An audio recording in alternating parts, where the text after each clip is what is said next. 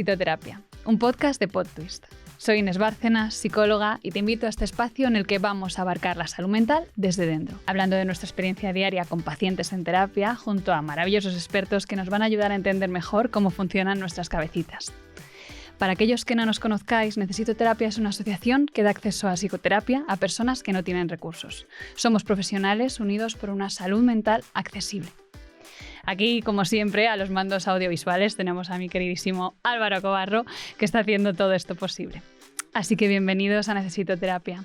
Muchísimas gracias por acompañarnos en este nuevo capítulo. Todos sabemos que ir a terapia es algo bueno y beneficioso, pero ¿sabemos realmente cómo y por qué se producen estos cambios a mejor? Hoy vamos a hablar de cómo funciona la psicoterapia y de las maneras en las que este proceso tan fascinante nos transforma.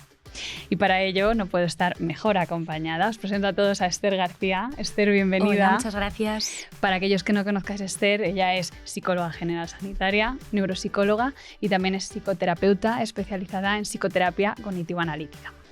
No solo eso, además Esther ocupa un papel fundamental en Necesito Terapia porque es una de las fundadoras, una de las que estuvo primero aquí y además también es nuestra vicepresidenta.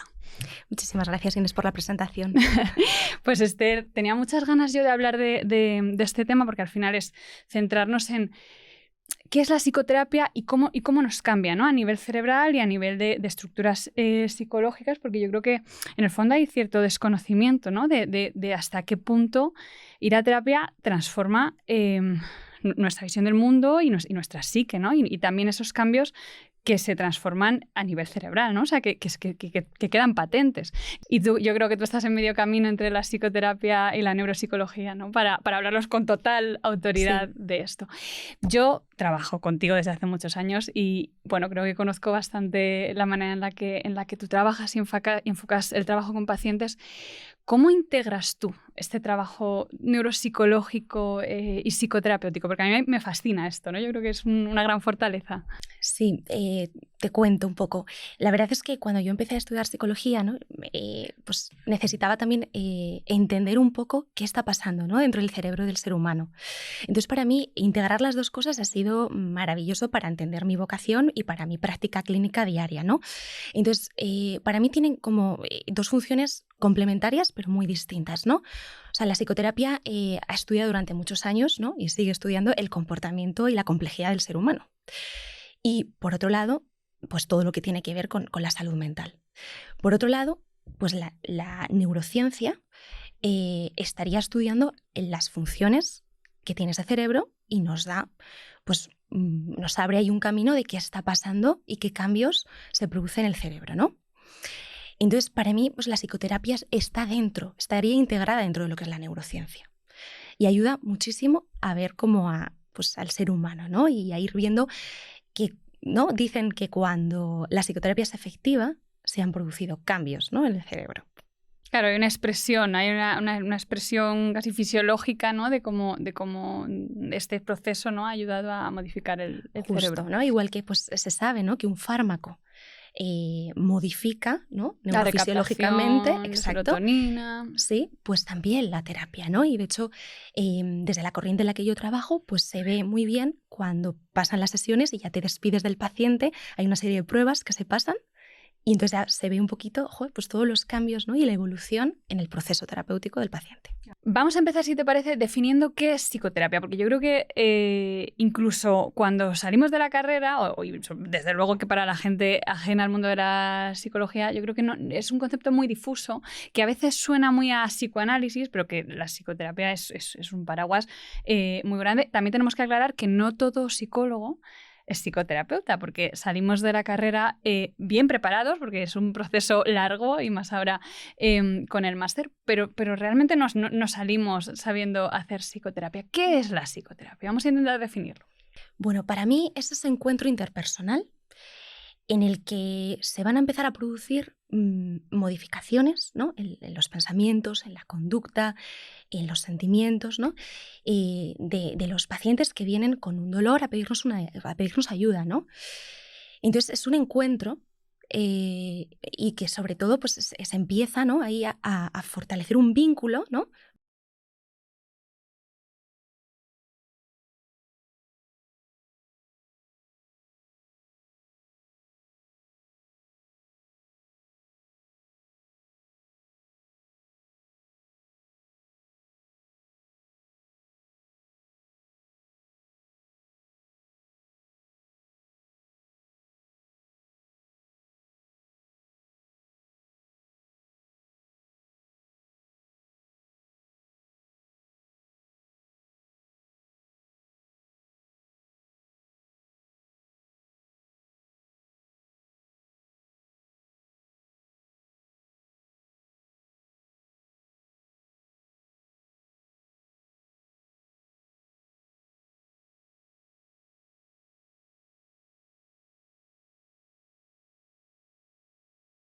¿no? Y nosotros no vamos a resolver la vida, ¿no? A la persona, ni mucho menos.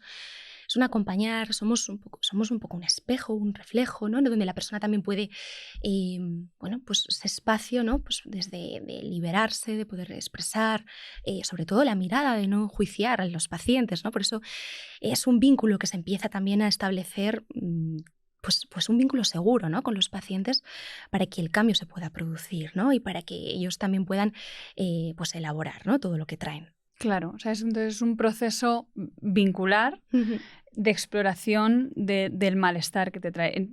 Yo creo que ha ido saliendo a través de los distintos capítulos en Necesito Terapia, que los síntomas de salud mental, los síntomas que nos dan problemas psicológicos, realmente son la expresión de algo mucho más profundo. Un insomnio es la expresión de que algo no va bien. La ansiedad es la expresión de que algo no va bien, ¿no? Una depresión también. Y yo creo que nuestro papel como psicoterapeutas es caminar con los pacientes para descifrar, ¿no? el porqué y el para qué de esos síntomas, ¿no? Eso es, esa sería un poco, ¿no? La misión del terapeuta, ¿no? Y por eso yo creo que también es importante, ¿no? Unas cualidades, ¿no? En el terapeuta para que la terapia sea efectiva, ¿no? Unas cualidades como que, a ver, vamos a hablar de esas cualidades. Sí, bueno, yo creo que para empezar es un poco un reto, ¿no? También como terapeutas, lo primero, empezar también a hacer un trabajo personal previo a establecer o a trabajar con pacientes, ¿no? De hecho, en la psicoterapia cognitivo analítica es un requisito indispensable y yo creo que, bueno, incluso en la Asociación de Necesito Terapia, también en las entrevistas, ¿no? Pedimos o intentamos que los terapeutas que vayan a colaborar pues tengan ese trabajo personal, ¿no?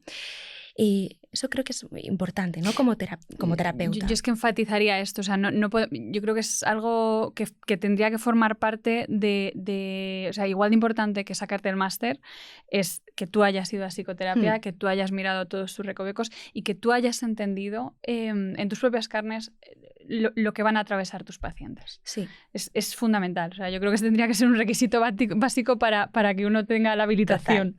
Totalmente. Luego, pues yo diría también la mirada de acogida, de escucha, ¿no? Sin enjuiciar, ¿no? Porque a veces es verdad que pueden traer temas que nos toquen en profundidad, ¿no? Pero intentar, ¿no? Tener esa mirada como muy limpia, ¿no? Con los pacientes. O sea, yo creo que es un trabajo complejo. O sea, creo que tenemos mucho trabajo como terapeuta de cuidarnos, de cuidar esa mirada, ¿no? Y estar como siempre ahí pendientes y en alerta para no caer en hacer una mala praxis. Sí, porque al final vienen personas muy vulnerables a terapia y yo creo que es importante. Bueno, ahí está la figura de la supervisión, que yo creo que es algo que tiene que ser constante: supervisión individual, supervisión grupal y luego nuestra propia terapia.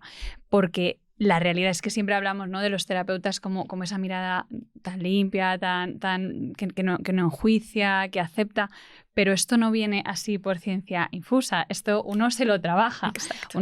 Se lo trabaja primero, yo creo que sabiendo mucho de los distintos trastornos, de las distintas vivencias que llevan a una persona, imagínate, a comportarse de una forma narcisista, por ejemplo, ¿no? Que pueden ser a lo mejor los pacientes de los pacientes más difíciles con los que lidiar.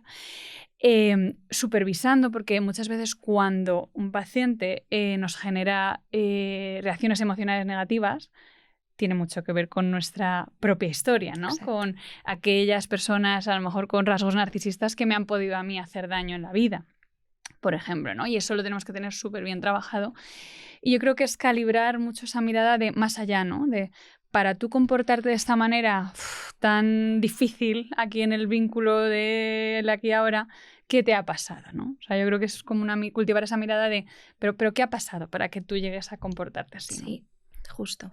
Pero que no somos como necesariamente hermanitas de la caridad que están, ay, bueno, sí, claro, pobrecitos todos, sino que es una mirada que se trabaja. Eso yo creo que hay que aclararlo. Y a nivel social es como, uy, pero si tú eres psicóloga, ¿no? No deberías de ponerte así, ¿no? O sea, como si parece que somos esa alma de la caridad, ¿no? Es como, no, sentimos, lloramos, expresamos, nos enrabietamos, ¿no? O sea, como que tenemos también, pues eso, mucho trabajo de regulación emocional que hacer. Claro.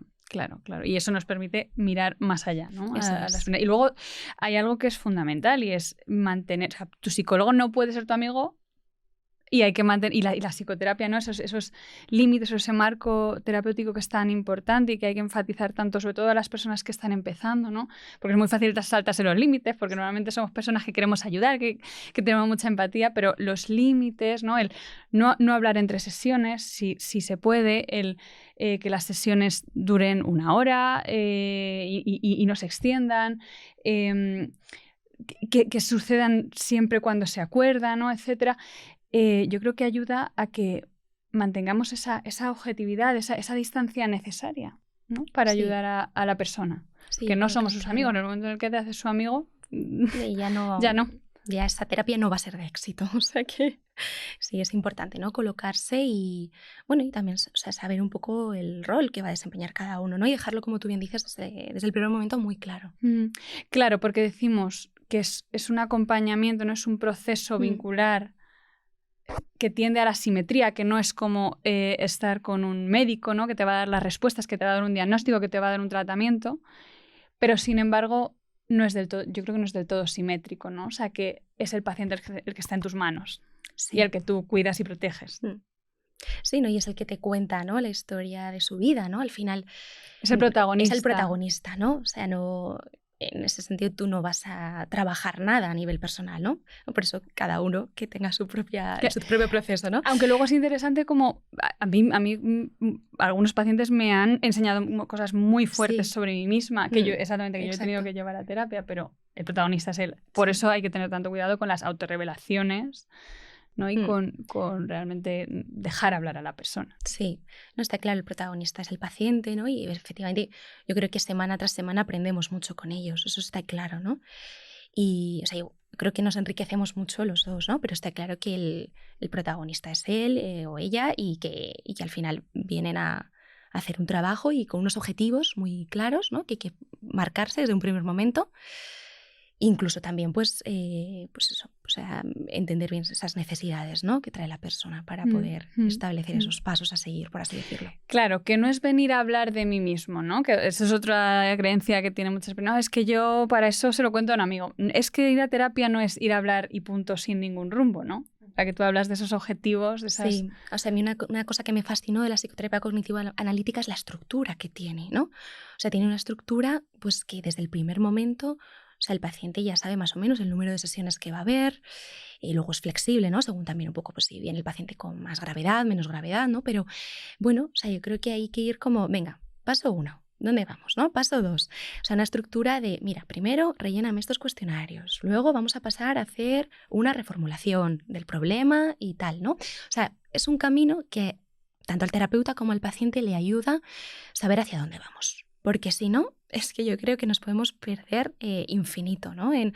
Pues no sé, vengo y te cuento de mí y qué hago, ¿no? Claro, no. Y cada día te cuento una cosa distinta, claro. ¿No? Que hay una fase de diagnóstico. Exacto. Que puede que no sea un diagnóstico al uso, no a todos los pacientes les vas a devolver, oye, que tienen un trastorno de la personalidad X o que... O sea, no hay que quizá centrarse tanto, no es lo más relevante el diagnóstico que traen, aunque yo creo que sí es relevante establecerlo. Pero por supuesto, no echárselo encima al paciente como, mira, tú lo que pasa es que tienes depresión o que tienes este trastorno de la personalidad, y no, sino vamos a ver qué significa esto. Claro. Y luego toda esa fase, ¿no? De elaboración de objetivos, de los distintos temas que traes. Eso es, ¿no? Háblanos un poco de la psicoterapia cognitiva analítica, que a mí es una corriente que me gusta mucho. Bueno, pues es una psicoterapia que bebe de 2 corrientes. Viene de las corrientes cognitivas, ¿no? Como el propio nombre indica, y de la psicodinámica relacional. Entonces, bueno, pues la verdad es que es una terapia breve, integradora. Breve porque está estipulada como en 16 sesiones, su origen fue así. Y luego, como decía antes, ¿no? Pues es flexible. Pero me gusta mucho porque integra, ¿no? Integra muchas cosas. Una vez que ya hacemos como la primera parte de conocer la problemática que te trae el paciente, o analizar bien, oye, de dónde vienen esos síntomas, ¿no? Que te están produciendo dolor, malestar, pues ya luego vamos viendo y elaborando pues un poco la historia del paciente, ¿no? Y luego, pues sobre todo, de dónde vienes y hacia dónde quieres ir. O sea, esto es muy importante, ¿no? Porque claro, hay terapias que se quedan en el pasado, ¿no? O sea, el psicoanálisis ortodoxo y pasado, ¿no? Se mueve ahí, ¿no? Y lo bueno y la luz que trae para mí esta corriente es, venga, ahora hacia dónde quiero caminar, sabiendo y teniendo mucha más conciencia de dónde vengo, de cómo son mis vínculos, de cómo me relaciono y de cómo me posiciono, ¿no? ante muchas cosas de la vida, ¿no? Yo creo que es importante que nos detengamos ahora para hablar. Hemos hablado de la psicoterapia cognitivo-analítica, pero vamos a establecer, si te parece, un guión o un mapa más bien de las distintas corrientes de psicoterapia que existen a día de hoy, ¿no? Predominantes o más influyentes, porque yo creo que nos falta mucha información a la hora de buscar un psicólogo, ¿no? Acerca de las distintas corrientes, de qué distintas psicoterapias existen.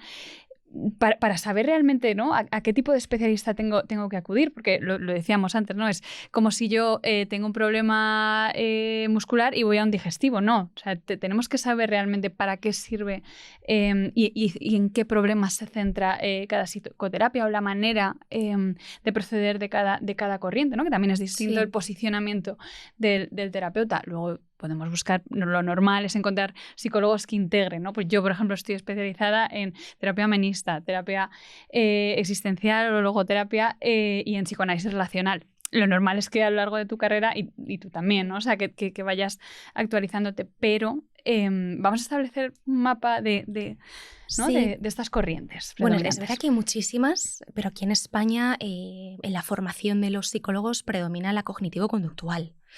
Es la que más se conoce y es cierto que no todas las corrientes van a tener la misma, por así decirlo, como el mismo impacto cerebral, ¿no? O sea, que unas van a trabajar en zonas como mucho más subcorticales, o sea, mucho más desde el recuerdo, vamos a hilar tu pasado, ¿no?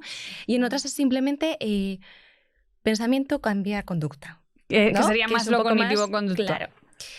Entonces, claro, según qué modelo de paciente y la problemática del mismo, pues va a ser unas terapias mucho más efectivas que otras. Y yo creo que también una de las razones, ¿no? Como antes decíamos, que a lo mejor no es efectiva la psicoterapia, es porque el paciente a lo mejor ha ido a un especialista que, oye, que justo el modelo de trabajo de esa persona, de ese terapeuta, no es el adecuado para su necesidad, ¿no? Entonces, qué importante, ¿no? Que es que veamos un poco, oye, que hay muchas corrientes, ¿no? Que las más típicas en España a nivel nacional es lo cognitivo-conductual. Que muchas veces se queda, yo creo que es muy efectivo para ciertas dolencias, pero se queda muchas veces en la superficie, ¿no? Claro. O sea, que hay que aclarar eso, que si buscas a alguien cognitivo-conductual va a ser para cosas muy concretas o a veces problemas relativamente de relativamente poca... ¿no? Poca duración, ¿no? Sí. O sea, una ansiedad que acaba de aparecer. Una fobia. Una fobia. Yo creo que para la población infanto-juvenil pues sí que suele ser efectiva, ¿no? Sí. Pero claro, tener una persona una depresión profunda y... Historia de trauma. Exacto, historia de trauma y tal, pues queda un poco limitada, ¿no? A la hora de intervenir con ese paciente. Y luego, pues bueno, pues ya estarían las terapias de tercera generación, ¿no? Que son mucho más novedosas, más actuales, ¿no? Que se centran un poco pues en la persona, ¿no? Y luego pues añaden como técnicas pues mucho más desde el cuerpo, ¿no? Integra como, bueno, un trabajo con la persona pues desde otros puntos de vista, ¿no? Y luego, claro, no todo el mundo encaja ahí, ¿no? Porque hay personas que, bueno, pues sí, a lo mejor vamos a trabajar desde la atención plena. O vamos a trabajar con el cuerpo. Pues a lo mejor hay personas que no entran ahí porque entran mucho más desde lo verbal o les gusta más terapias en las que haya que escribir, ¿no? Bueno, yo creo que también hay que ver un poco pues el paciente desde dónde entraría mejor, ¿no? Yo puedo meter solo baza en una cosa, o sea, viendo el panorama de cómo nos formamos en psicoterapia, al menos en este país, yo creo que se le da mucho bombo a las terapias de tercera generación, que están genial, pero nos falta formación en las terapias que están ya arraigadas. Yo soy un poco old school para esto y yo creo que, o sea, tenemos la tradición psicoanalítica, ¿no? Que ahora es todo lo que hablamos como psicodinámico, tenemos el humanismo, ahora tú vas a hablar de esto, y creo que es importante que prestemos atención a todas estas corrientes que están, bueno, que llevan una evolución de centenios, de décadas, ¿no? Y en las que hay muchísima investigación y que no nos movamos a lo mejor necesariamente por modas, ¿no? De sí, lo último que ha salido en psicoterapia, claro. Vale, pero es que esto en el fondo es un remix y una repetición de un cuerpo de investigación mucho más profundo, ¿no? Entonces vamos también a ir un poco a los clásicos y a los autores fundamentales. O sea, que yo creo que en los clásicos está la parte del psicoanálisis, ¿no? El humanismo, la corriente humanista, lo más cognitivo, lo conductista. Y ahí ya pues han salido muchísimas vertientes, ¿no? Hay muchas corrientes que al final, como tú bien decías, es un remix, ¿no? La psicoterapia cognitivo-analítica es una mezcla. Claro, También. por ejemplo, sería una mezcla entre Lo lo psicodinámico eso es, y lo cognitivo. Exacto. ¿No? Entonces, al final, pues son muy novedosas, pero efectivamente la base estaba ya descrita desde hace mucho tiempo. Claro, y vamos actualizándolo, ¿no? También porque, oye, hay cambios culturales, hay nuevos descubrimientos, pero para aclarar, todo lo que es cognitivo-conductual, ¿hacia qué se enfocaría? ¿Qué pacientes pueden acudir a esto, ¿no? ¿O qué podemos esperar de un terapeuta que trabaja desde esta corriente? ¿Cómo podemos definirlo? Bueno, ahí al final, o sea, la terapia consistiría, ¿no? en, bueno, pues elaborar un poco esas cogniciones, pensamientos que al paciente le producen malestar, ¿no? Entonces, ir viendo un poco, se hace como un análisis funcional, ¿no? En el que ya se ve, bueno, pues cuál es la cognición, cuál es la emoción que va vinculada a ese pensamiento y luego qué haces ahí, ¿no? Se queda un poco la conducta, ¿no? Lo revolucionario de las corrientes, ¿no? Con las que trabajamos es un poco y el para qué, ¿no? O sea, que es un poco esa otra mirada, ¿no? El decir, bueno, pues ahora esta conducta, vale, pues vamos a intentar hacer una modificación de conducta o pues una alternativa en el pensamiento. O sea, se centran muy en eso. Claro. ¿No? Entonces, yo creo que eso para casos de ansiedad, ¿no? En los que una persona acaba de empezar con un problema de ansiedad, todo lo que sea infanto-juvenil también tiene muchísima efectividad. Fobias, como tú decías. ¿No? Fobia, miedo a volar, o sea, a conducir. A algún animal en específico, a conducir, ¿no? O sea, tiene muy buena trastornos obsesivos, ¿no? Sí. También es algo que... Sí, justo. Entonces, yo creo que eso tiene mucho efecto. Luego, vámonos con las terapias cognitivas, ¿no? De corte más cognitivo, que tenemos a Aaron Beck como máximo representante, ¿no? En esos inicios en Estados Unidos. ¿En qué se centran, ¿no? Que yo creo que también es muy revolucionario en su época, que empiece todo el movimiento cognitivo. Bueno, ahí, o sea, yo lo que puedo decirnos es un poco que también se centran en esos pensamientos, que a veces, ¿no? Lo llamamos como distorsión en el pensamiento, y de hecho, pues se hace ahí la técnica, ¿no? De vamos a hacer las distorsiones, a ver qué distorsiones cognitivas trae hoy el paciente, ¿no? Bueno, o sea, yo creo que se centra mucho en el pensamiento y un poco también en el origen del mismo y en qué contextos, por así decirlo, se activa el pensamiento y buscamos una alternativa, ¿no? De un pensamiento que calme. Claro, y yo creo que hay una fortaleza en esta corriente, porque al final no dejamos de estar en un acto continuo de interpretación de la realidad, es decir, continuamente estamos interpretando lo que nos sucede en base a, como dice esta corriente, ¿no? Creencias fundamentales que hemos ido aprendiendo acerca de nosotros mismos y del mundo, ¿no? Entonces ahí yo creo que el papel del psicólogo está en ayudar a desmontar esas construcciones que nos han enseñado a ver el mundo, nuestros vínculos, nuestro papel en ellos, desde un enfoque muchas veces disfuncional. Claro, sí, es cierto, ¿no? Que ahí ya pues a lo mejor en otras corrientes se empieza a profundizar más. Oye, ¿desde cuándo? ¿Desde qué mirada o qué figuras, ¿no? Han podido pues enseñarte, ¿no? Estos valores que han podido luego establecer una serie de pensamientos, ¿no? Claro, ahí ya profundizamos un poco en esa historia. Claro, ¿no? y yo ya veo que es cuando las de psicoterapia cognitiva-analítica empieza a estar... Analiza la cognitivo. Claro, el complemento, ¿no? De estas dos. Desde el pasado. Sí. Pasaríamos lo que clásicamente se conoce como el psicoanálisis, que tiene muy mala prensa en España, desgraciadamente, cuando para mí la verdad es una corriente fundamental, es entender nuestro pasado y la influencia que el pasado tiene en nuestro presente y nuestra manera de proyectarnos hacia el futuro es fundamental. Que Freud está muy superado, aunque nos ha enseñado cosas muy importantes, ¿no? O sea, el concepto del inconsciente, como él lo formuló, es revolucionario. Pero a día de hoy se habla más que de psicoanálisis, de terapias psicodinámicas. Hay un abanico mucho más amplio y sobre todo que hacen mucho énfasis en lo relacional, ¿no? Todo lo que es el psicoanálisis relacional, que trata de estudiar los vínculos, ¿no? De la infancia. Tenemos ahí la terapia, la teoría del apego, ¿no? O sea, que es, vamos, yo creo que de las piedras angulares de la psicología a día de hoy. Justo, ¿no? Y al final creo que parten mucho de esos primeros vínculos, ¿no? Con esos primeros cuidadores y luego pues también toda la capacidad de mentalización que se establece, ¿no? Tener una buena mentalización, al final se gesta dentro de un apego seguro, ¿no? Que es un poco también lo que hacemos en la terapia. Claro, luego vamos a hablar de eso, ¿no? De cómo, aunque mucha gente reniegue del psicoanálisis o de lo psicodinámico, en el fondo, uno de los principios de la efectividad de la psicoterapia se basa precisamente en esa reconstrucción del vínculo. Pero sí, o sea, lo psicodinámico sería, muy a grosso modo, el análisis de esos vínculos de la infancia, de la adolescencia y de cómo cuando estas situaciones han podido ser traumáticas, han ido mal, nos generan una serie de heridas que muchas veces replicamos en la vida adulta y nos generan muchos problemas, ¿no? Sí. También de autoestima, de autoconcepto, etc. Tenemos también, que yo creo que es una corriente que además en culturas colectivas como la nuestra tiene mucho auge, que es la terapia familiar sistémica, ¿no? Que deriva en parte, ¿sí?, de la psicodinámica, pero que a día de hoy constituye una rama en sí de la psicoterapia. ¿Qué podemos decir de esto? Bueno, ahí el terapeuta comienza haciendo un genograma y va a explorar un poco, bueno, pues de los vínculos, ¿no? Y ese sistema familiar de los pacientes, ¿no? Es cierto que en muchos de los casos pues la familia es la que va a terapia, ¿no? A acompañar al paciente. Y otras veces, pues cuando el paciente está solo, también a veces trabajamos con la familia invisible, ¿no? Claro, es imposible, ¿no?, que no traerlos a terapia. Aunque no les traigamos, bueno, pero invisiblemente están, ¿no?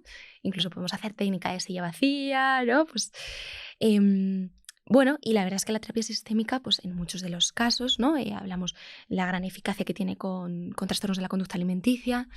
Y yo creo que, bueno, que ayuda mucho, ¿no? También a desbloquear muchas de las cosas, ¿no?, que los pacientes traen. Porque lo interesante es que muchas veces los trastornos mentales que sufrimos, ¿no?, que sufre el individuo, tienen un origen sistémico, tienen un origen o sea, es una manera de comunicar lo incomunicable, lo que no se está pudiendo expresar en ese sistema familiar, ¿no? Sí. Desgraciadamente sí, la familia muchas veces es como el origen de muchísimas traumas o disputas, ¿no? Claro. Entonces, ahí está el terapeuta familiar sistémico para tratar de traducir o desengranar, ¿no?, aquello que no se está expresando y que se está manifestando a través del síntoma de una persona, ¿no?, que le llamamos muchas veces el paciente designado.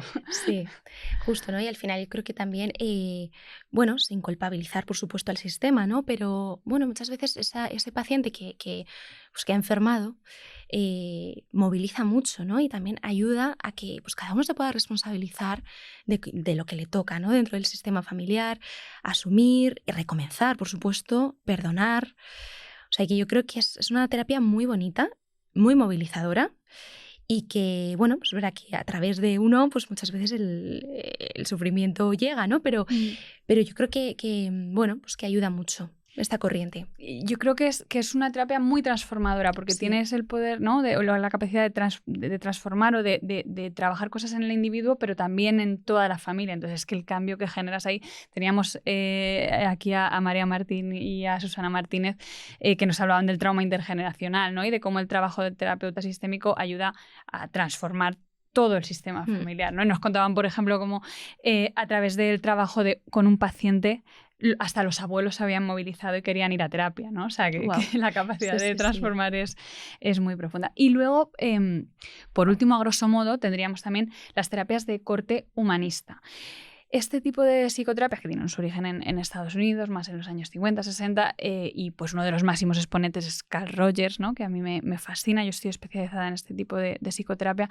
Lo que buscan es ahondar en la persona real, ¿no? Se basan en que a lo largo de nuestra infancia, adolescencia, vamos cayendo pues, en ciertos condicionamientos, en ciertas anulaciones también de lo que es la expresión de nuestro yo más real, y entonces se basan en la capacidad de la persona para establecer una narrativa propia de vida, que yo creo que eso lo he repetido en muchas ocasiones aquí en los capítulos, pero yo creo que algo fundamental en la psicoterapia es ayudar a la persona a construir su propia narrativa, ¿no? No lo que a otras personas le han contado que es o que ha sido su vida, sino ayudar a la persona a articular quién es, hacia dónde va y qué cosas le han pasado, ¿no?, desde el yo, desde el self.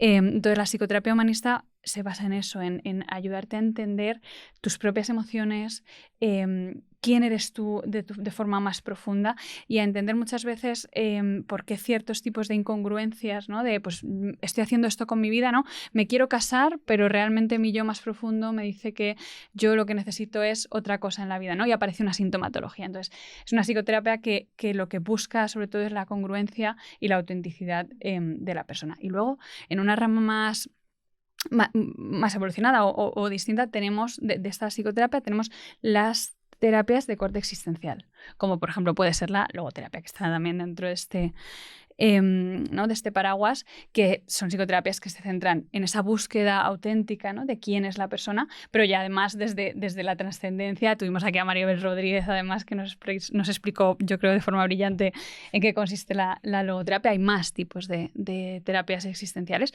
pero yo creo que esto es ¿no? el mapa de la psicoterapia. Y luego, como decíamos, tenemos las terapias de tercera generación, pero tenemos que a la hora de buscar un psicólogo, entender, ¿no? A ver, ¿por dónde me voy? ¿Por qué carretera me voy yo, ¿no? ¿Y dónde integra? Vamos a pasar a otro tema, porque yo creo que la psicoterapia se basa también en un principio muy importante que yo creo que tú como neuropsicóloga nos vas a poder explicar muy bien, y es en esto de la epigenética, ¿no? O sea, y yo lo traduciría a que es como lo opuesto al determinismo, ¿no? O sea, si alguien viene a psicoterapia, o sea, la mirada del terapeuta tiene que tener siempre esa mirada capacitadora de el ser humano puede cambiar, el ser humano puede evolucionar, ¿no? ¿Cómo definimos la epigenética? Que es un término que está súper ahora en boga. Sí, de hecho, pues muchos pacientes, ¿no? Nos dicen, pero a ver, si es que yo genéticamente es que estoy así hecho, es que, ¿no? Es que yo soy así, es que ¿no? soy así, es que fíjate, es que mi padre tiene este diagnóstico, pues es que ya está, así es que, ¿no? Entonces se quedan a veces como muy estancados en, mira, es que soy así, ¿no? Y entonces les explicas, oye, que es que el cerebro es plástico, es que tenemos la neuroplasticidad, es que hay posibilidad de cambio a pesar de que hay un porcentaje efectivamente que está determinado por tu genética. ¿Vale? Pero que estás condicionado por tu genética. Eso es, condicionado sería esa la palabra, ¿no? Pero efectivamente, claro, se les empieza a explicar qué es esto de la epigenética, ¿no? Que es, oye, es que el ambiente modifica tus genes. Es que el ambiente tiene un impacto fundamental en cómo tu cerebro se está organizando. Por lo tanto, desde el primer momento que el paciente entra en consulta, ya empieza la epigenética. Ya empieza a darse ese vínculo, esa alianza, y ya hay modificación. O sea, ya empieza a haber cambios, ¿no? Por supuesto que habrá pacientes pues, que tengan como mayor cambio, otros que menos, ¿no? Pero bueno, lo importante yo creo que del proceso, ¿no? Es que también ellos pues vayan cogiendo conciencia y pues libertad a la hora de, oye, mira, a lo mejor he entendido bien esto, pero no lo quiero cambiar. O sea, está al final la decisión y la voluntad final de la persona, ¿no? Pero por supuesto que estamos abiertos a esos cambios hasta el último día, ¿no? Antiguamente nos decía, no, las personas mayores que no vayan a terapia, porque es que o sea, van a ser así, van a seguir siendo. Trabajo con personas mayores y es alucinante ver a una persona con 80 y pico años que puede dar cambios, o sea, que puede haber modificaciones. Entonces, nunca es tarde. Y de hecho, lo que se va elaborando en la terapia ya cambia, ¿no? Porque el paciente, desde el hipotálamo, suelta un recuerdo, ¿no? Ahí desde la parte más límbica. Y ya ese recuerdo, cuando lo cuenta una y otra vez, ya hay modificación. Y incluso cuando el feedback que le da el terapeuta, ¿no? Por eso tenemos que tener mucho cuidado con lo que decimos a los pacientes, porque tenemos mucho impacto en ellos. Ya hay modificación en muchas de las cosas, ¿no? Y entonces, bueno, pues es que están reaprendiendo. Y vienen a aprender y reaprender. O sea que hay cambio, por supuesto, en ese cerebro, y esto es la epigenética. Esto es la epigenética, o sea, en cómo esa expresión genética, que parece determinada pero no lo está condicionada, ¿no? O sea, se puede alterar a través de la experiencia, sí, ¿no? Hablamos siempre o hemos hablado aquí de la psicoterapia como una experiencia emocional correctiva. ¿no? Que nos permite entender, tú lo has dicho antes, o sea, renarrar, entender nuestros problemas de otra manera o ayudar a la persona a generar otras alternativas de respuesta. Sí, incluso, bueno, ya hay un cambio a veces en los roles de los pacientes, cambian dinámicas, bueno, aunque no tengan que hacer un cambio profundísimo, bueno, obviamente no vamos a transformar el cerebro, ¿no?, del paciente, pero bueno, hay pequeñas modificaciones, ¿no? Igual que pues, un antidepresivo, un ansiolítico, pues empieza también a modificar, ¿no?, los neurotransmisores. Claro, claro. A mí esto me parece fascinante. ¿Cómo sabemos a día de hoy que, metiéndonos ya en términos más neuropsicológicos, cómo sabemos que la psicoterapia influye en el cerebro? Bueno, es verdad que hay estudios, ¿no? O sea, y hay estudios de neuroimagen, ¿no? Pues con la resonancia magnética, electroencefalogramas, ¿no? O sea, hay estudios en los que se ha visto, ¿no? Y por eso, ¿no?, hablamos de que la psicoterapia está incluida dentro de la neurociencia. Porque es verdad que se ha visto muy efectiva en esa modificación en los pacientes, ¿no? Bueno, y estudios en los que hay como agrandamiento en la parte de la corteza prefrontal. Que para aquellos que no entiendan, ¿no?, ¿qué función tiene la corteza Bueno, prefrontal? sería un poco la encargada de esas funciones ejecutivas. ¿El cerebro más, podemos decir, adulto, estero? Sí, justo. Y de hecho es el que más tarde, ¿no?, se empieza, o sea, el que más tarde madura. Sí, los adolescentes no contéis con esta parte. Claro. Y bueno, pues, o sea, efectivamente, después de también haber generado esa historia personal, esa narrativa completa, ese contarme mi historia y me la cuento yo, bueno, es que eso también para muchas zonas cerebrales es como, o sea, estoy almacenando los recuerdos no parcheados o es que venía con muchas lagunas, ¿no? Incluso a través del MDR, ¿no? De la estimulación, ¿no?, bilateral. Bueno, es que ya empezamos a adentrarnos en el cerebro del paciente, ¿no? Esta técnica, ¿no?, de estimulación bilateral, de la estimulación bilateral, ¿no?, que lo hacemos con el movimiento ocular, ¿no?, de los pacientes, pues ya también empieza a modificar, ¿no?, cosas y ayudar a procesar, ¿no?, en este caso, eventos traumáticos. Pero es verdad, ¿no?, que al final, pues ya desde el momento en el que se da ese encuentro, como he llamado yo antes, esto de qué es esto de la psicoterapia, ¿no?, es este encuentro entre terapeuta y paciente. Ya desde ese apego, esa capacidad de mentalización que también se empieza a trabajar, ¿no?, con los pacientes, pues todo eso ya pone todas nuestras redes neuronales a tope. Activas. O sea, que entonces se ha demostrado, o sea, estamos hablando de estudios empíricos que demuestran que hay cambios a nivel de corteza prefrontal después de hacer psicoterapia. Exacto. ¿Se ha observado alguna otra modificación? Porque claro, esto también es neuroimagen, ¿no? O sea, que... Sí, bueno, también se dice que el cortisol disminuye, ¿no? O sea, como que toda la parte pues de esa ansiedad, ¿no?, con la que venía el paciente, pues luego como que los niveles de cortisol mejoran. Bueno, yo creo que todavía hay muchos estudios por hacer, o sea, y creo que hay un camino precioso por delante entre esa integración, como decía, de la psicoterapia y la neurociencia. Yo lo puedo medir, como decía antes, con unos test muy básicos, pero también, bueno, son cualitativos. ¿Y cuáles pasas? Que esto es Bueno, pues muy dentro de la interesante. psicoterapia cognitivo-analítica tenemos como un protocolo de varios test, ¿no? Y ahí, pues, vemos un poco cómo empezó el paciente, ¿no? Y bueno, y cómo un poco después del proceso, pues, cómo está, ¿no?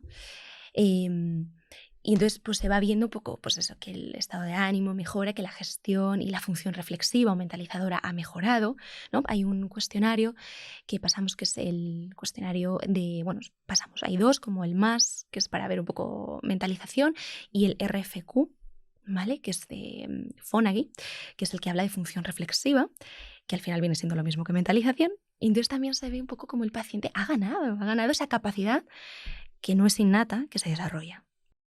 Exactamente. Luego vamos a tener toda una pregunta de mentalización, no os preocupéis si no entendéis este término. Sí. O sea, que sabemos que podemos medir, ¿no?, a través de cuestionarios que ciertas funciones psíquicas mejoran, Sí. ¿no?, si la psicoterapia es efectiva.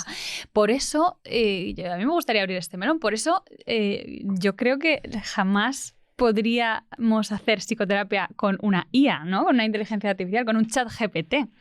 Me parecería, no sé, es que súper extraño, ¿no? Y, o sea, yo creo que no sé si llegaremos a eso. Bueno, yo creo que se debate mucho, ¿no?, en redes. Bueno, claro, hay algo muy positivo, ¿no?, en preguntarle a una IA acerca de ¿no?, ciertas preguntas que le podemos hacer al psicólogo o que una IA nos ayude a través de los síntomas a diagnosticar. pero la capacidad de conexión, de mirada, ¿no? de acogida que se produce en la psicoterapia no os lo va a dar jamás una. Yo aquí, vamos, soy súper, o sea, tajante. No, ni de broma, jamás nos va a sustituir. No, es como si nos hubieran sustituido, ¿no? Pues a nuestros cuidadores principales por un robot, ¿no? Y entonces, bueno, pues el robot a veces pues, podría cubrir, ¿no?, esas necesidades básicas, pero toda la parte emocional, social, no se hubiera desarrollado. Claro. Claro. Bueno, se habla mucho, ¿no?, de si en algún momento llegaremos a, pues como en un Matrix, ¿no?, llegaremos a gestar a los próximos bebés en máquinas, y yo ahí me llevo las manos a la cabeza, ¿no? Ahora que estoy embarazada es como, no, o sea, necesitamos, el bebé ya escucha tus latidos, escucha tu voz, comparte las hormonas que tú estás compartiendo, tus vivencias. Creo que crearíamos seres humanos absolutamente psicópatas si eso fuese así, ¿no? Entonces yo creo que hay que reivindicar, de hecho, esto que estamos diciendo. Es un proceso vincular y muy artesano, ¿no? Lo de la psicoterapia no es A más B más C. Esto hablaba mucho Viktor Frankl, ¿no?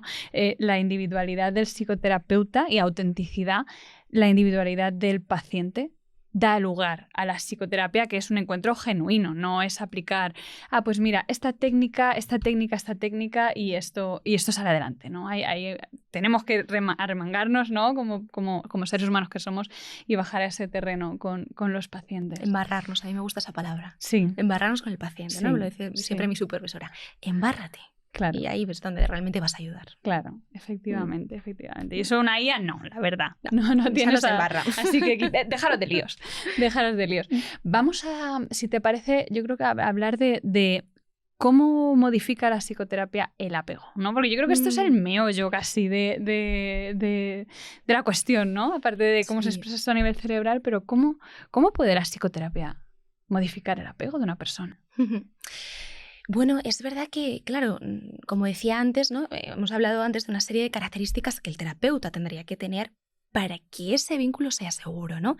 Y que ese apego fuese seguro, ¿no? Como hemos dicho antes, mirada de apertura, no enjuiciar al paciente, saber escuchar, eso es también muy importante. Bueno, pues esas características van a poder potenciar que el paciente se vincule con nosotros con ese apego seguro, ¿no? Claro, se dice que es ahí donde se puede producir el cambio, donde se puede gestar una buena mentalización, ¿no? Y por supuesto, estos pacientes, claro, muchas veces pues no han tenido a lo mejor muchas miradas o muchos vínculos seguros. Capacitantes, entonces, exacto. Claro, que no proyectasen sobre ellos, que no les diesen ese espacio protagonista. Claro, que por supuesto intentamos que piensen en alguno, ¿no? Pues a lo mejor un profesor, pues un vecino, ¿no? Pero a veces, bueno, pues las personas más cercanas pues no han sido, ¿no?, esas miradas y no han generado a lo mejor ese vínculo. Entonces, claro, pues muchas veces empiezan a establecer de nuevas eso con nosotros. Entonces, es alucinante, ¿no? Y también a veces pues se nos pone un poco... O sea, para mí es un reto. Es un reto porque, oye, vamos a establecer algo seguro aquí, ¿no? Claro. Y es que no es algo de una sesión de, oye, porque yo soy aquí tu psicóloga, entonces tú vas a confiar en mí, sino que es un proceso hasta que se genera lo que conocemos, ¿no?, como la relación terapéutica, alianza terapéutica, ¿no?, en la que esa persona ya se abre y se pone en nuestras manos, ¿no?, para escucharle, para también... Muchas veces como psicólogos tenemos que hacer devoluciones que no son muy fáciles, ¿no? O sea, que yo hay veces que le digo a los pacientes, vale, ya paro porque te estoy poniendo contra las cuerdas, ¿no? Mi papel es ponerte en una posición incómoda, pero para eso hay que tener mucha confianza con la persona, realmente, y que la persona confíe en ti. Y eso no se hace de una. Quien ha estado en terapia, yo con mi psicóloga me costó muchísimo confiar. O sea, y mira que yo era, ¿no?, ya estaba trabajando como psicoterapeuta y entendí de verdad lo difícil que puede ser ponerte en manos de alguien, ¿no? Y abrirte realmente. Es que no es fácil. O sea, yo a los pacientes les digo que son unos valientes. O sea, porque vienen y... O sea, no es fácil desnudarse de sus cosas. Es que se empiezan a abrirse. Franco y hablar. Es que justo, ¿no? O sea, es que se abren en canal y dedican tiempo y dinero a todo esto, ¿no? Es como wow, ¿no? O sea, que también es validar a tope que se están autocuidando muchísimo, ¿no? Porque esto es un acto también de autocuidarse. Claro. Pero efectivamente, bueno, pues se intenta, ¿no?, establecer ese vínculo para que se pueda producir, ¿no?, la terapia exitosa. Pero luego puede pasar todo lo contrario, ¿no? Y abro melón aquí porque este es un tema súper tabú entre nuestra profesión y es ¿qué pasa cuando el paciente abandona al terapeuta? Ujú, O ujú. sea, ahí se produce un desapego. Claro, claro. Entonces, claro, también a veces cómo nos quedamos nosotros, ¿no? O cómo encajamos eso, ¿no? Y bueno, pues a veces nos preguntamos qué ha pasado aquí, por qué, ¿no? Eh, Yo creo que además, sobre todo al principio, ¿no? O sea, cuando uno está empezando a ejercer, estos pacientes que no vuelven, estos pacientes que deciden no continuar, wow, ¿no? O sea, genera un impacto emocional real, ¿no? Y de hecho, la importancia de ir a supervisión, porque eso hay que trabajarlo, ¿no? Cómo sí. impacta y cómo eso puede impactar con nuestra vida personal, ¿no? Y cómo tenemos que entender y distanciarnos, ¿no? Aparte, pues, siempre de reflexionar que hemos podido hacer mal, por supuesto, pero entender que muchas veces es que estamos pidiéndole a alguien que tiene una historia traumática que confíe en nosotros. Entonces, en cuanto las cosas se ponen un poco difíciles o tensas o vamos a tratar ciertos temas, pues lo normal es que la persona salga por la puerta, Ujú. ¿no? Y quizás esa ha sido la primera aproximación que ha podido hacer la persona a hablar de eso, ¿no? A mí me ha pasado muchas veces, ¿eh? Cuando de pronto, imaginaos personas, me viene a la mente, ¿no? Por ejemplo, un chico que vino pues con una homosexualidad encubierta, es decir, él era homosexual, pero no se lo había dicho a nadie, a nadie. O sea, vino a terapia y fue la primera vez que articuló esto. Pues después de 2 sesiones fue demasiado para él. Ojalá y espero que a través de los años haya encontrado alguien que le ayude y que le acompañe en esto, ¿no? Pero al menos yo le pude dar ese primer espacio. Yo creo que estamos de paso, o sea, somos terapeutas que a veces estamos de paso para estos pacientes, ¿no? Y que somos esa cadena, ¿no? Y somos un eslabón de esa cadena, ¿no? Y al final, pues, bueno, pues a lo mejor en ese momento, pues el paciente necesitaba soltarlo, luego, pues ya marchó a otro sitio, ¿no? Pero bueno, creo que también a mí me ayuda, ¿no? Pensar que, bueno, que era parte del proceso y que hay veces que no tiene por qué llegar a ese fin ideal, ¿no? Que a veces pensamos. Y luego algo que es muy importante y es el estudio de la comprensión de esas resistencias como Ujú. pacientes y por supuesto nosotros como terapeutas. Si me cuesta contar a mi terapeuta o por el contrario, si de pronto empiezo a depender de forma exacerbada de mi terapeuta, eso ya me está diciendo algo del apego que yo he desarrollado con mis vínculos primarios, ¿no? Sí. O sea, hay algo que se reactiva, ¿no? Hay algo que se emula en ese vínculo paciente-terapeuta que simula a los vínculos primarios de apego de una forma más sana. De ahí, de nuevo, la importancia del marco terapéutico, de no te voy a atender a todos los emails que me envíes de forma ansiosa, ni te voy a ver 3 veces a la semana, ni voy a faltar a las citas. Porque sí, bueno, si me pongo enfermo, sí, ¿no? Pero o sea, voy a estar ahí siempre que lo hayamos acordado, ¿no? Que eso también es muy importante. Y esa congruencia en el vínculo ya es sanadora de por sí, ya ayuda a la persona a generar un vínculo de apego diferente al que han tenido muchas veces con sus padres. Sí, yo creo también esto, al hilo de lo que dices, es muy importante ponerlo sobre la mesa a tiempo, ¿no?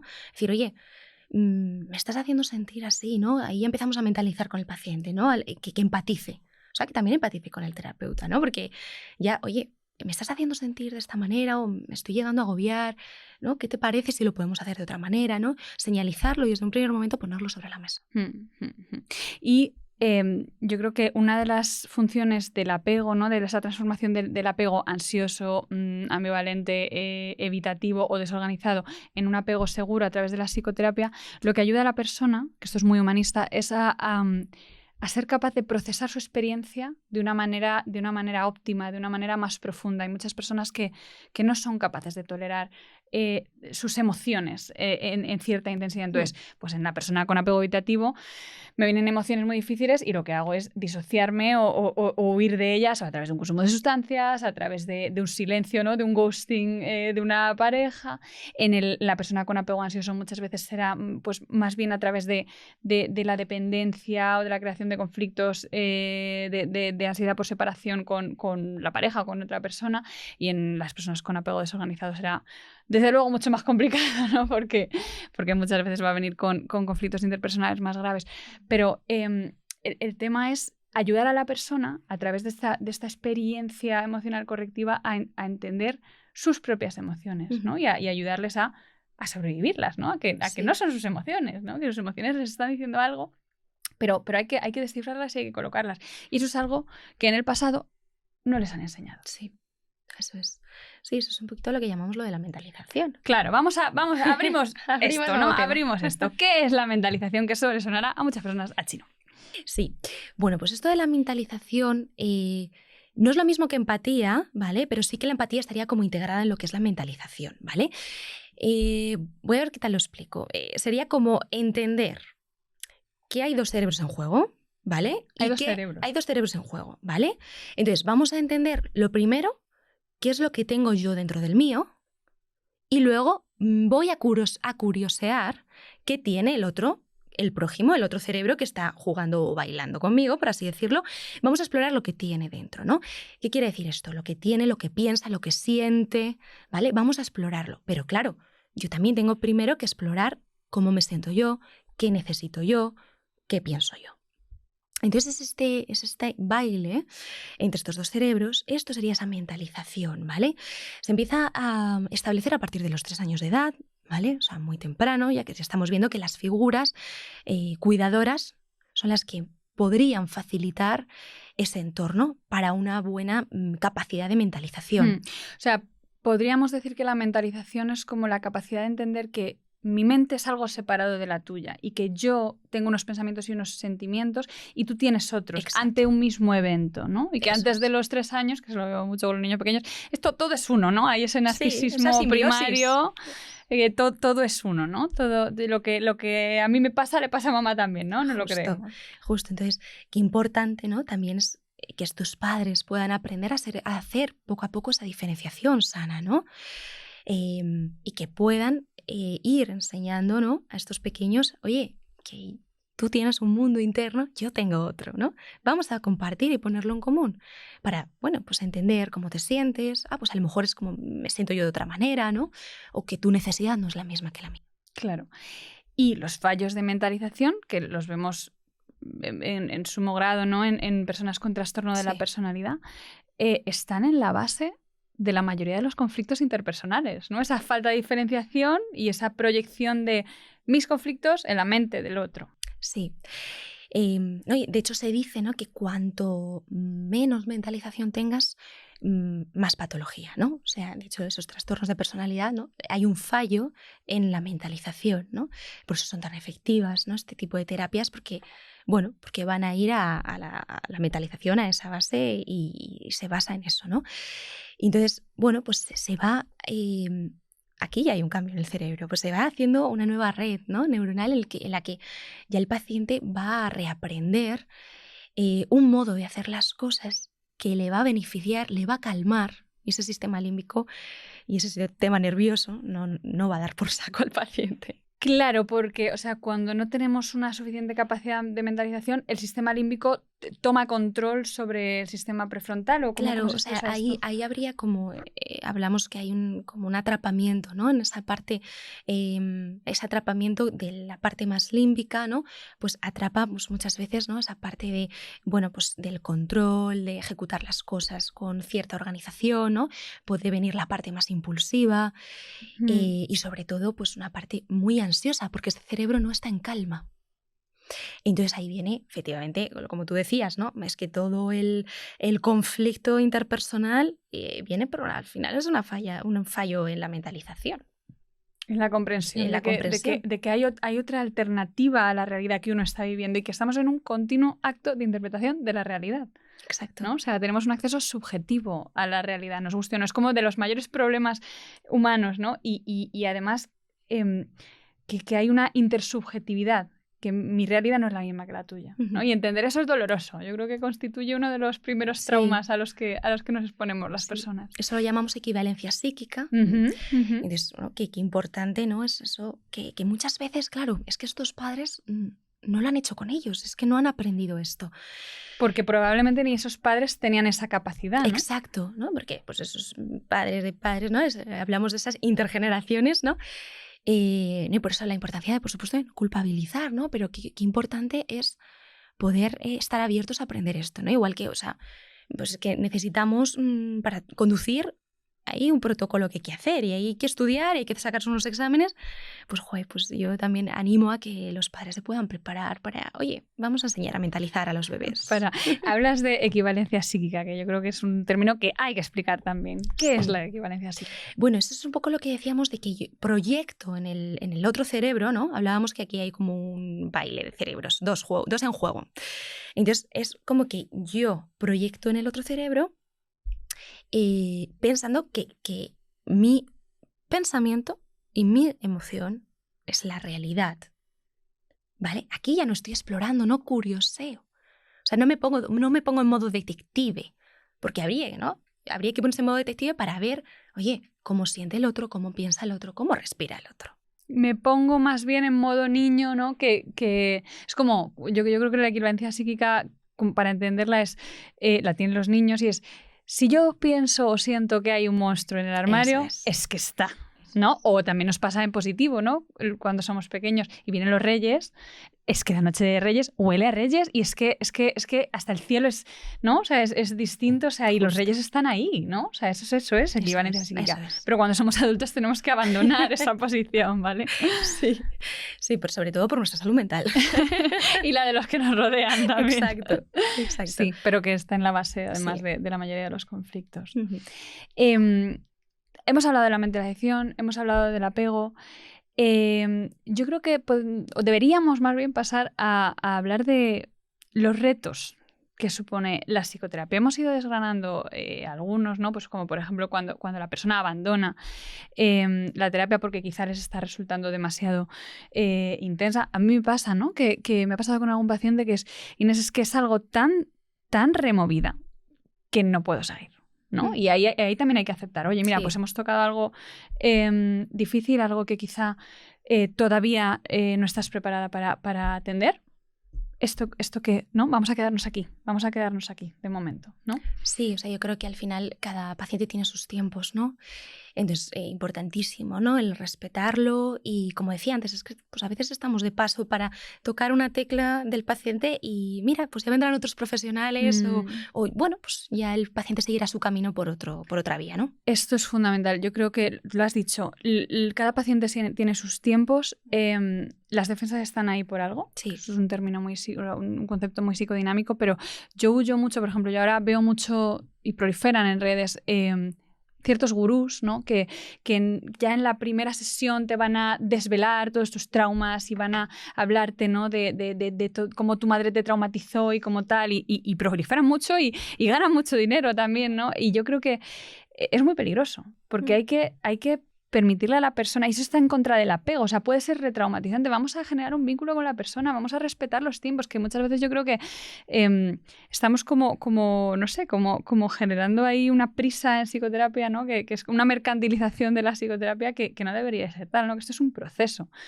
Y la persona muchas veces no va a estar preparada para escuchar ciertas cosas, ¿no? Claro, por eso a veces es como mucho más rápido el fármaco, ¿no?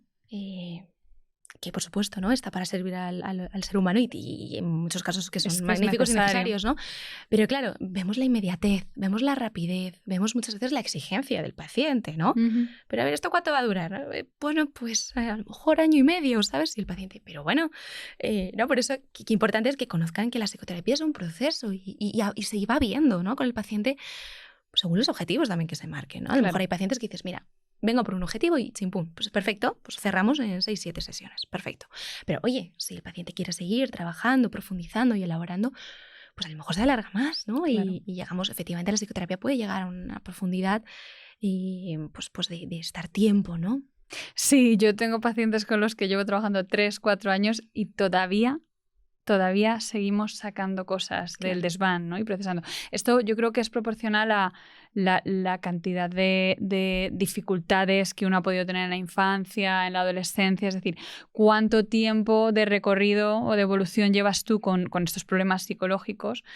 no es que vaya a ser proporcional, no es que te vayas a tirar tantos años en terapia, ¿no? Pero que cuanto más recorrido tenga esto, probablemente más tiempo vamos a tardar en reaprender y en desatascar todas estas cosas. Por eso yo siempre enfatizo que en cuanto aparecen problemas y manifestaciones sintomatológicas, vayamos a terapia, que es mejor casi prevenir que en estos casos curar o intervenir, ¿no? Desde ya lo más patológico.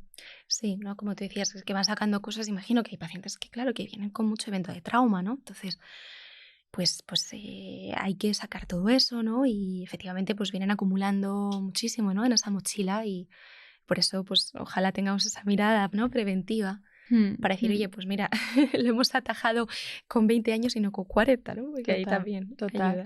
¿Qué más retos te encuentras tú en la psicoterapia que podamos transmitirles a nuestros oyentes? Bueno, yo separaría como, o sea, retos hacia el terapeuta y luego retos hacia en el vínculo, ¿no? Con el paciente. O sea, bueno, yo diría, ¿no? Como el terapeuta, o sea, retos hacia nosotros, ¿no? Como muy bien también el aprender a autocuidarnos, ¿no? O sea, cómo colocar bien la jornada laboral, ¿no? Porque al final pues vemos muchos pacientes, tenemos que estar, es un trabajo en el que tenemos que estar muy activos, muy atentos, ¿no? Con un nivel de arousal a tope.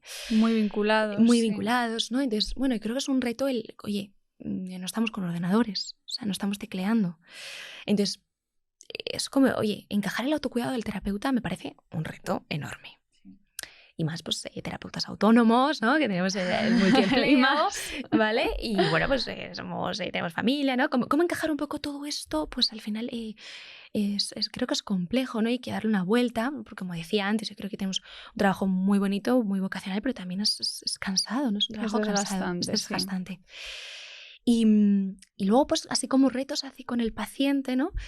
Pues como decía, yo creo que tener esa mirada limpia, no enjuiciosa. Por supuesto, no decir al paciente lo que tiene que hacer. O sea, esto es clave, ¿no? Es que el paciente es libre y nosotros vamos a ayudar a que mentalice mejor, a que pueda entender mejor su realidad. Y no podemos generar una dependencia en la persona. Exacto. No estamos ahí para... Exacto, ¿no? Por eso dejarlo muy claro desde el primer momento, esos límites, como bien decías antes, ¿no?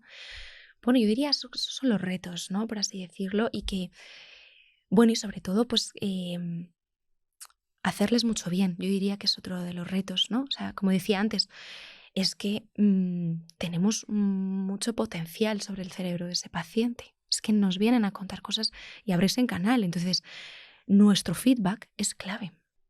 Y luego el estado en el que estemos, ¿no? Que a mí eso me parece complicado porque, por ejemplo, ¿no? Que un paciente te genere más o menos rechazo, más o menos activación o que tipo active, ¿no? Que eso pasa a veces. Tiene mucho que ver con que a lo mejor estés muy cansado, con que estés trabajando de más, con tus propias preocupaciones, ¿no? Entonces tenemos que estar mirándonos mucho para saber, oye, ¿dónde está mi límite? Oye, necesito unas vacaciones. Oye, es que quizás estoy dando demasiado, ¿no? Me estoy dando demasiado al cuidado de los pacientes y estoy dedicando muy poco al mío o al de mi pareja o al de mi propia familia o al de mis hobbies, ¿no? Yo por eso, para mí el deporte es mi terapia fundamental y yo lo integro. Y trato siempre, ¿no? de luego tener en los fines de semana una vida, aunque yo soy muy friki de la psicología, ¿no? y me resulta muy difícil desconectar, pero una vida en la que yo no soy la terapeuta de nadie, ¿no?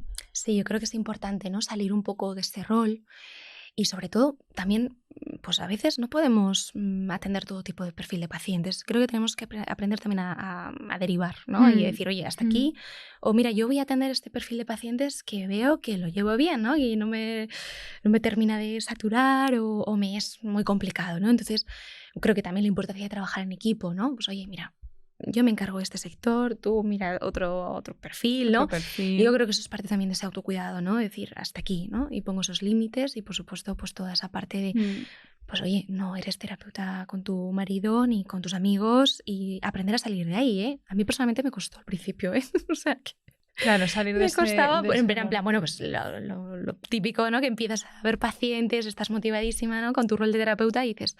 ¿no? Y me lo dijo mi hermano, ¿no? Oye, Esther, eres mi hermana, no eres mi terapeuta, ¿vale? Así que me puso bien el límite y dije, uy, ¿qué me está pasando, no?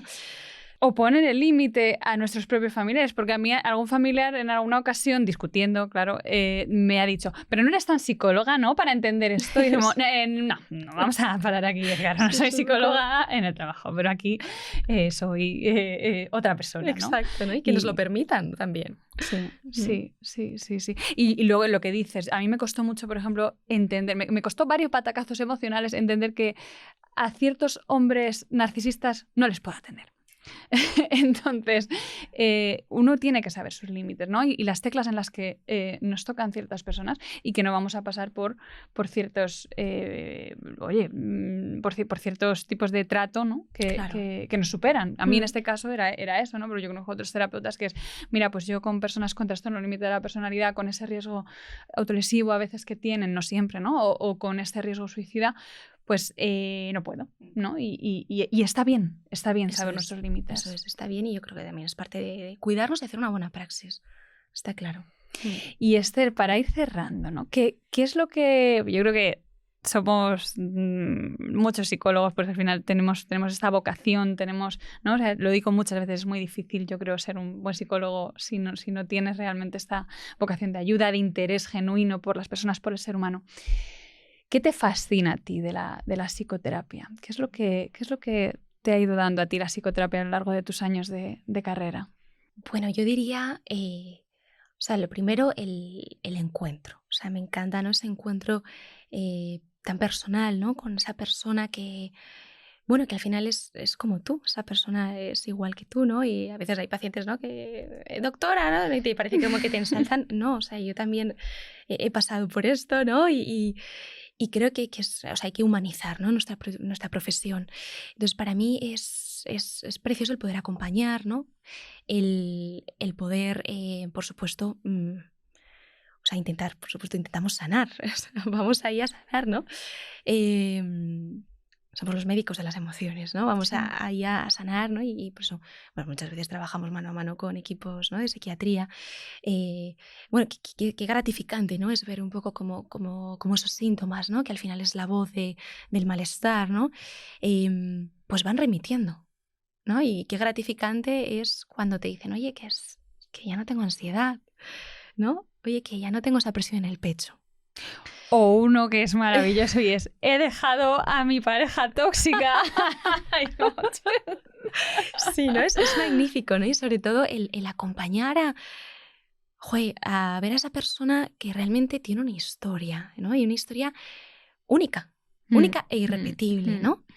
Entonces, qué bonito es que pueda llegar a coger esa historia, a encajarla, ¿no?, de tal manera que, bueno, pues que pueda también generar esa identidad, fortalecerla y ganar esa autoestima, empoderarse.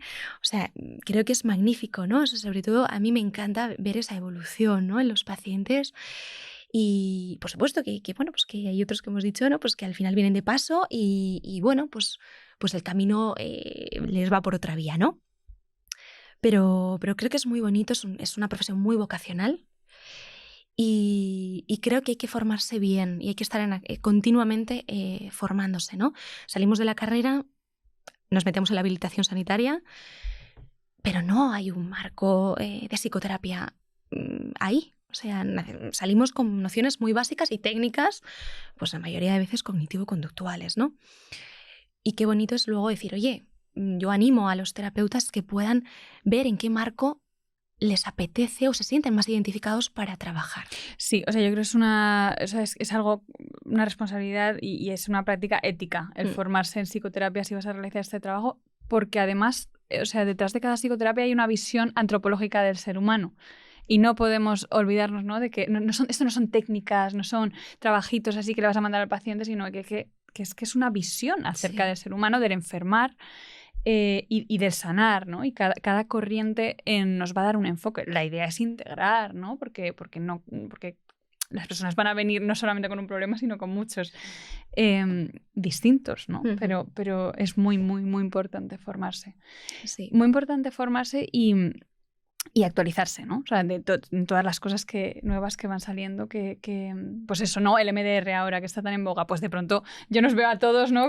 Como aprendiendo, claro, integrándolo y tratando de implementarlo también cada uno a su manera, ¿no? Dentro del protocolo, pero integrándolo dentro de mi práctica concreta, ¿no? Y mi manera de entender a los pacientes. Sí, ¿no? Y sobre todo luego también, ¿no? Como decíamos, que al final es un proceso, ¿no? Es un encuentro interpersonal y bueno, o sea, yo creo que también es muy importante el poder dar a conocer qué es esto de la psicoterapia, porque es que hay mucho intrusismo laboral también, ¿no? Y hay mucha gente, pues efectivamente, que no es psicoterapeuta, ¿no? Entonces esto también es muy importante también para limitar, ¿no? Muy bien cuál es nuestro trabajo y qué hacemos y qué es esto, ¿no? Claro, claro, y ayudar a las personas, que también es la función de este podcast, ¿no? De ayudarles a entender qué tipo de profesional tienen que buscar. Para mí, yo creo que, o sea, comparto totalmente esa visión que tú tienes de la psicoterapia. Yo creo que es un encuentro y un acto afectivo, o sea, que es que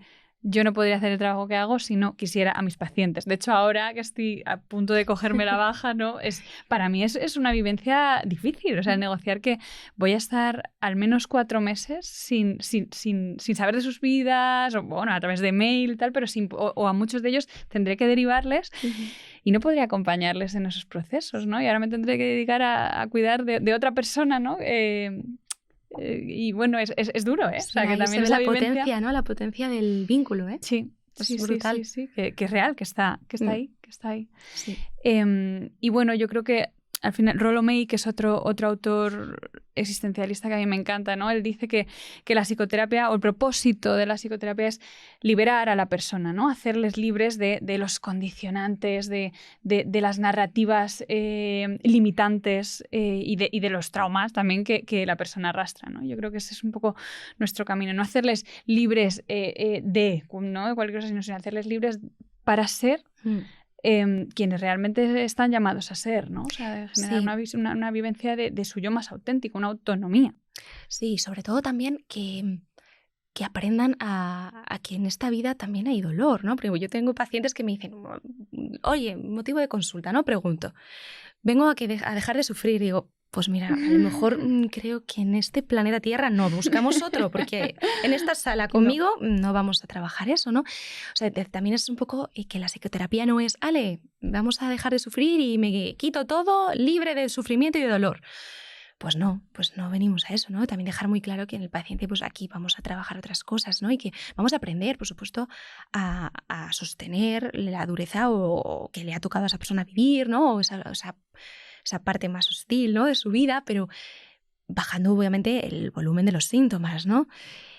Pero no vamos a retirar, el terapeuta no retira el dolor del paciente. No, le ayuda a digerirlo, podríamos decir, vamos ¿no? a decirlo. Vamos a ayudarles a digerir. Y luego algo que a mí también me fascina de la psicoterapia es el acceso que tenemos a las vidas de otros y a mí, mis pacientes me han enseñado unas historias de vida y unos ejemplos, ¿no? de cómo superar cosas, ¿no? O sea, una capacidad de resiliencia que es brutal, ¿no? Y yo creo que tenemos ese privilegio de acceder a la vida de otros que en el fondo nos engrandece también, ¿no? Porque nos da, como pautas también para vivir ciertas cosas, ¿no? Sí, yo creo que no perder esa mirada de admirarles. O sea, es como alucinante, ¿no? Ya desde el momento que se sientan es, oye, enhorabuena porque has llegado hasta aquí. Has llegado hasta aquí. Has llegado hasta aquí. Algo ha tenido que ir muy bien para que tú estés aquí sentado, ¿eh? Exacto. Sí. Y también, pues a veces la gente tiene como la idea de la psicoterapia y voy porque estoy fatal, estoy muy enfermo. No, o sea, no tienes por qué estar con una patología muy grave para poder acceder a un terapeuta, ¿no? O dentro de tu enfermedad, algo muy sano te ha traído hasta aquí. Exacto, ¿no? Y que hay partes sanas, ¿no? Y que eso es lo que también vamos a rescatar, ¿no? Y hacer muy consciente. Sí.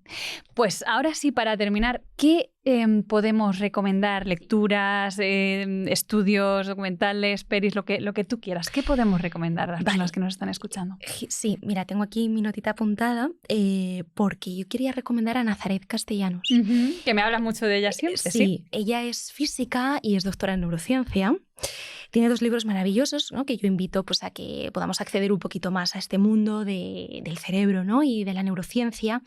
Y luego para psicólogos recomiendo mucho un curso que tiene ella que se llama El cerebro como aliado. Entonces, me parece que brinda muchísimo conocimiento a los terapeutas para, como hemos dicho antes, la psicoterapia está dentro de la neurociencia, ¿vale? Entonces, bueno, pues ayuda mucho a ese conocimiento, ¿no? Y los 2 libros de Nazaret Castellanos son la de Neurociencia del Cuerpo y El espejo del cerebro, ¿vale? O sea, que os recomiendo muchísimo porque de verdad que da una visión súper integradora. Luego os quería recomendar El don de la terapia. Ay, eso le iba a decir yo también, qué chulo, de Irving Yalom, maravilloso. Sí, ¿vale? Es un psiquiatra y que habla de ese encuentro genuino entre las personas, entre 2 personas, ¿no? Que es el proceso de la psicoterapia. Sí. Entonces, es un libro maravilloso, lo recomiendo Irving muchísimo. Yalom, que es un psiquiatra, profesor de la Universidad de Stanford, que trabaja desde un corte humanista existencial también. Es un referente importante en terapia existencial. Sí. Y luego, bueno, pues para terapeutas, hay un libro que se llama Cartas para Claudia. Jorge Bucay escribe a Claudia, que es una amiga, y le escribe pues un poco todas sus vivencias como terapeuta, ¿no? Con sus pacientes, ¿no? Me parece como un libro muy ameno, muy, muy curioso, ¿no? Dentro de nuestra profesión. Y bueno, pues estas serían como mis recomendaciones de lectura. Mira, para este verano ya se acerca las vacaciones. Para este verano. Yo quiero también terminar con otra lectura de Irving Yalom, que no está traducida al español, pero para los que habléis inglés, se llama el libro Every Day Gets a Little Closer. Uh-huh. Y es una historia real que le sucedió a Irving Yalom con una paciente. Fue una paciente que era escritora, bueno, que es escritora, y que acudió a terapia con él. Pues un poco como vienen los pacientes a Necesito Terapia. No tenía suficientes recursos para pagarse la psicoterapia con él y entonces él estableció un acuerdo en el que iban a hacer una investigación y entonces después de cada sesión de psicoterapia cada uno iba a escribir como en su diario, ¿no? ¿Qué había sido relevante e importante para cada uno de ellos de esa psicoterapia, ¿no? Y qué había funcionado. Y entonces a lo largo de las sesiones fueron escribiendo, ¿no? Cada uno sus impresiones de aquello que había funcionado y al final luego lo compartieron y hicieron este libro.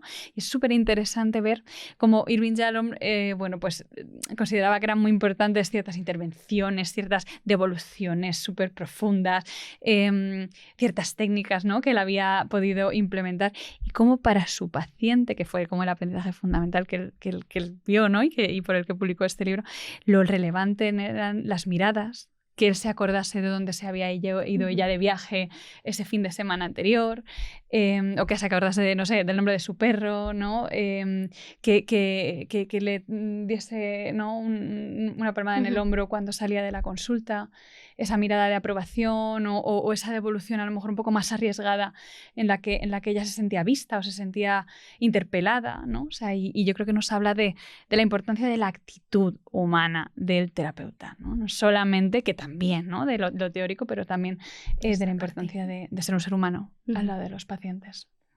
Pues bien. Esther, muchísimas gracias por haber estado aquí, por formar parte de Necesito Terapia, por ser uno de los pilares fundamentales. Queremos hacerte entrega, por supuesto, de tu camiseta. Gracias por ser pues una profesional comprometida con la causa. Nada, y placer. a vosotros seguimos con esta exploración de tantos temas de salud mental y muchísimas gracias por habernos acompañado en este capítulo de Necesito Terapia. Un abrazo.